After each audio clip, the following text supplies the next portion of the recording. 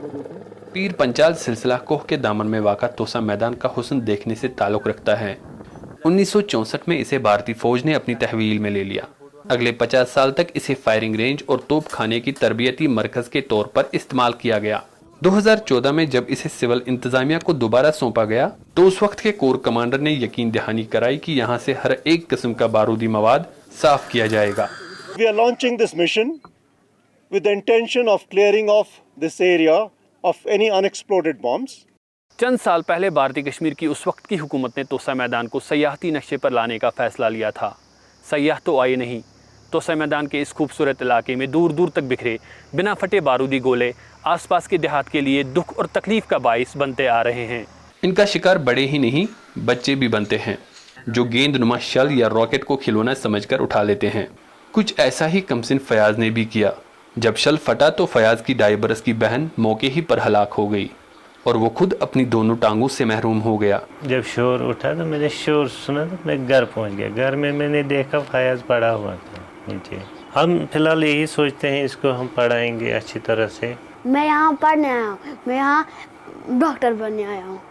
गुज़श्ता 6 बरस के दौरान तोसा मैदान के इलाके में हजारों मवेशी और भेड़ बकरियां भी बारूदी धमाकों में मारे गए। चंद साल पहले मवेशी चराते हुए ऐसे ही एक वाक़े में हाजरा का खावन भी अपनी जान गंवा बैठा।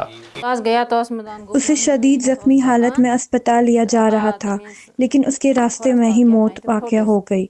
उसके गुजर जाने के बाद मुझे तरह तरह की मुश्किलात का सामना करना पड़ा। एक बेवा के लिए बच्चों को पालना पोसना कोई आसान काम नहीं।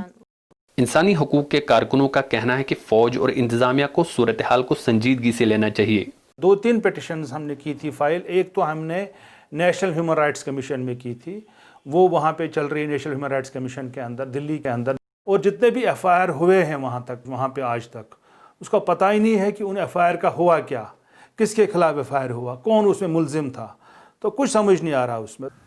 फौज ने तोसा मैदान के इलाके को बारूद से साफ करने के लिए 2013 में फलाह के नाम से एक ऑपरेशन शुरू किया था, जिसके बाद ये दावा किया गया कि इलाके को बारूद से पाक कर दिया गया है और लाइव शेल्स को नाकारा बना दिया गया है।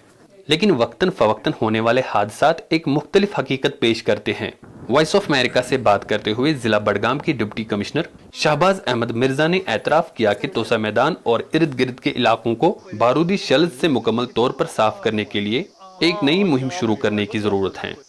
Zubair Ahmad Dar, voice of America, Tosa Maidan, Kashmir.